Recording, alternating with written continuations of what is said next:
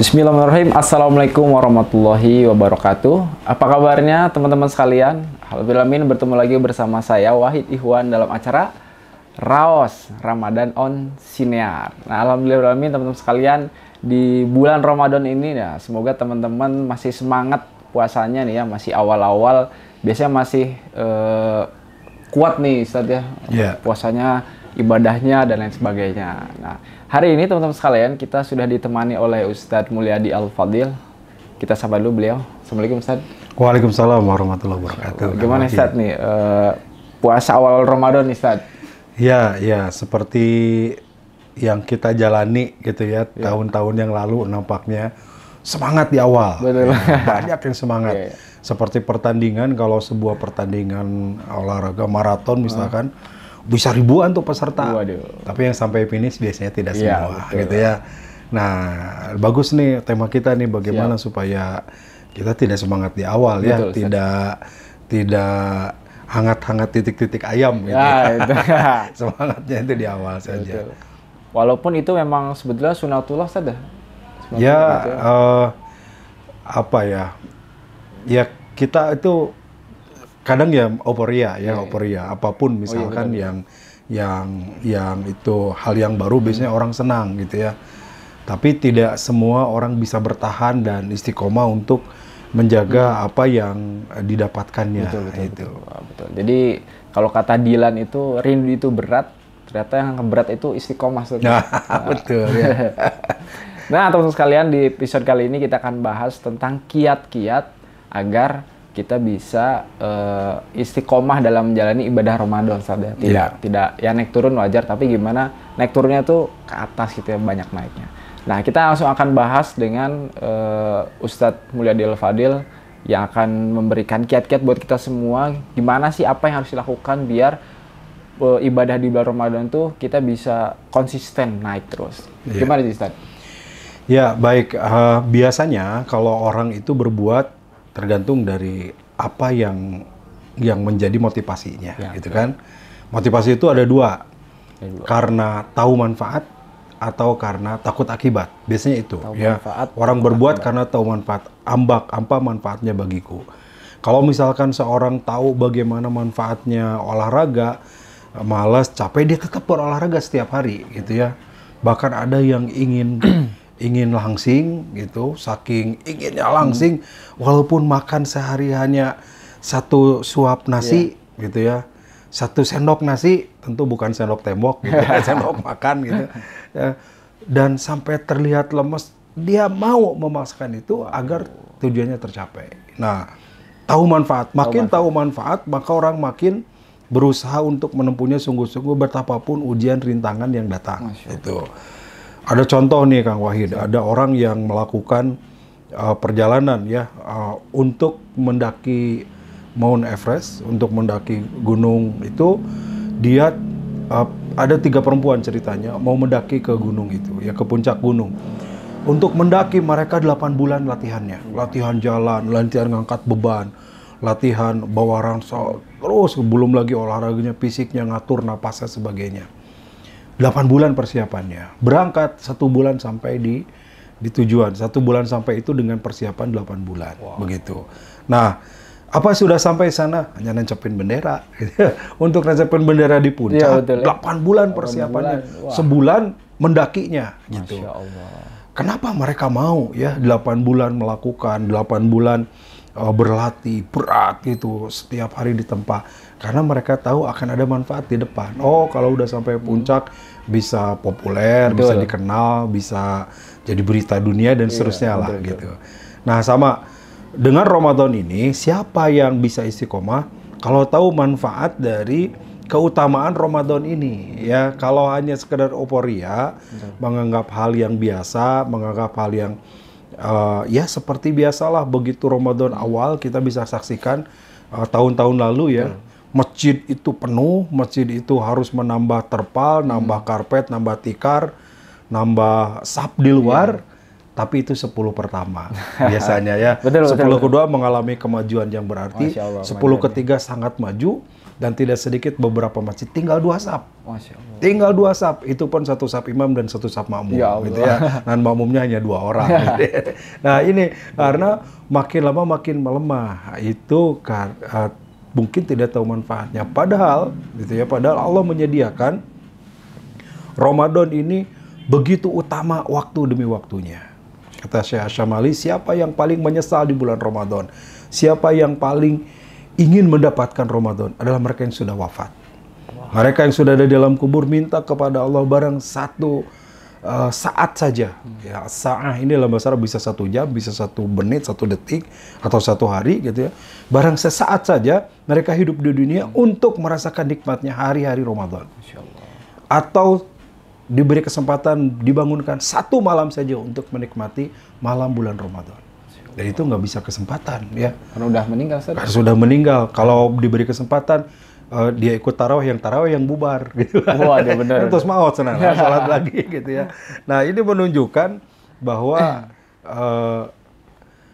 boleh jadi karena tidak tahu manfaat, tidak sungguh-sungguh ya. 10 terakhir itu ibu-ibu biasanya sudah sibuk di dapur gitu ya, sibuk bikin kue. Bapak-bapak entah sibuk di mana karena di masjid nggak ada, di dapur nggak ada juga gitu ya. Nah, padahal makin 10 terakhir makin hebat amalannya. Bahkan ada 1 malam yang lebih hebat dari 1000 bulan. Itu adalah Lailatul Qadar, itu di malam-malam akhir bulan Ramadan. 1 ya, tahu manfaat. 2, tahu akibat, resiko. Artinya begini.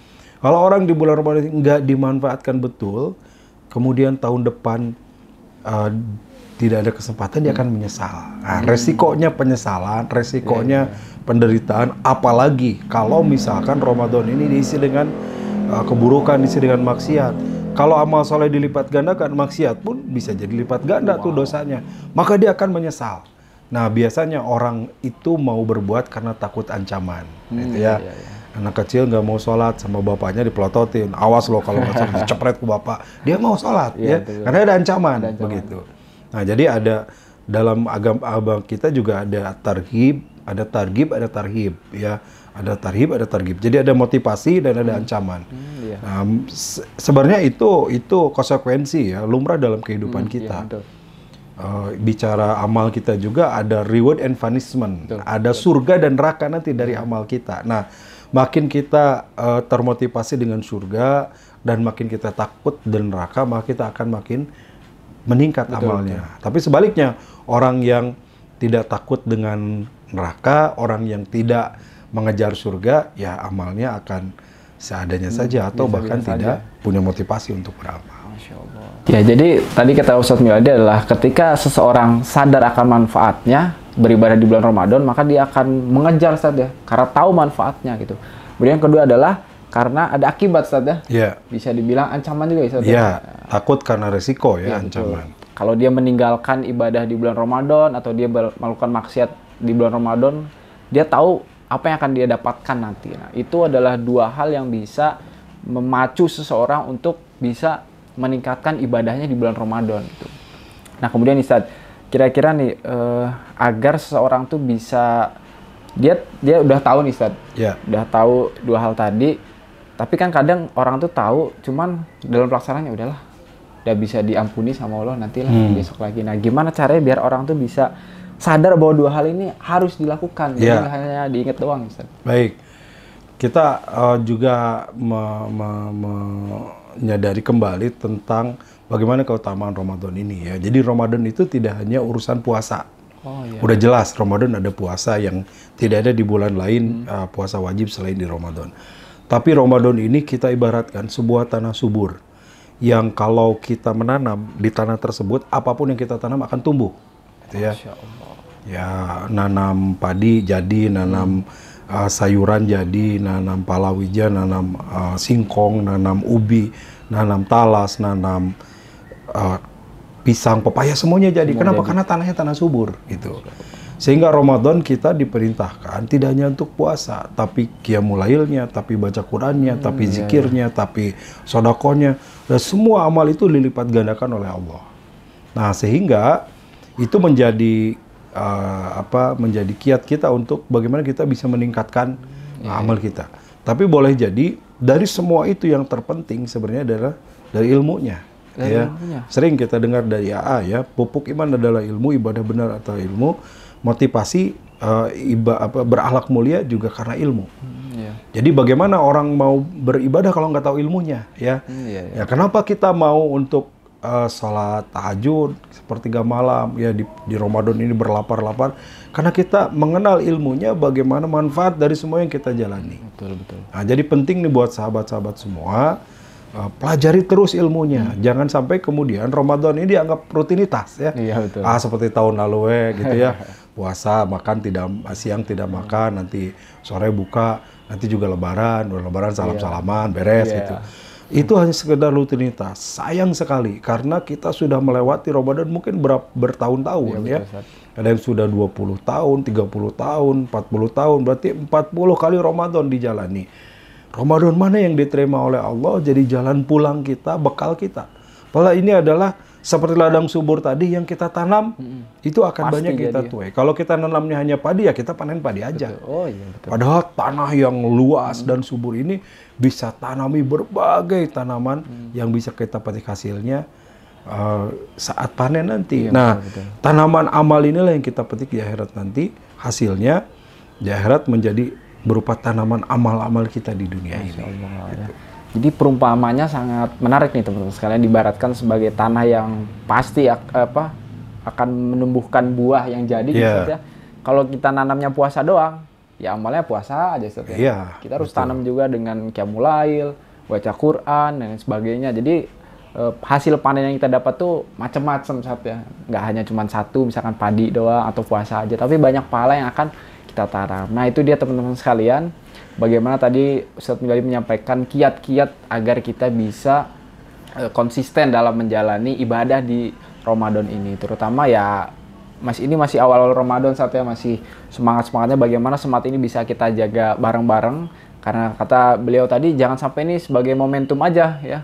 Setahun sekali gitu ya, rame-ramean, biar bisa ngabuburit gitu, biar bisa ikut bangunin sahur. Sayang banget tuh, padahal setahun sekali tapi kita cuma ngejar rame-ramenya aja. Padahal ada pahala yang dilipat-lipat gandakan terus Ustadz ya. Masya Allah. Nah itu dia teman-teman sekalian, terima kasih pada Ustadz Mulyadi yang sudah sharing dengan kita semua di awal Ramadan ini.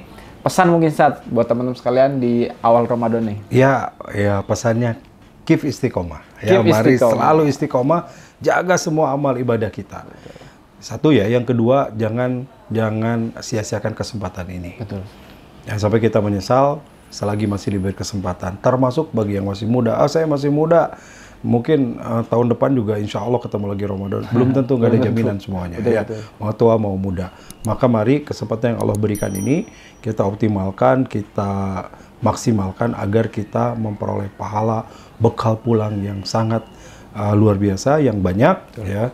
Nanti di akhirat dari amal-amal yang kita lakukan di bulan Ramadan yang penuh berkah ini. Masya Allah, itu dia teman-teman sekalian yang harus diingat oleh teman-teman sekalian, karena mati itu bukan karena usia saja, bukan karena umur, bukan karena tua atau muda, karena takdir aja. Jadi yang masih muda jangan terlalu pede, besok masih ikut puasa belum tentu saja. Gitu. Itu dia teman-teman sekalian, terima kasih buat teman-teman sekalian sudah nonton acara ini. Semoga bermanfaat dan semoga terus istiqomah dalam menjalankan ibadah.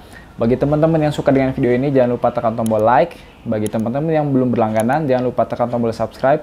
Saya Wahid Ihwan bersama dengan Ustadz Mulyadi Al-Fadil. Mohon pamit undur diri. Terima kasih. Assalamualaikum warahmatullahi wabarakatuh.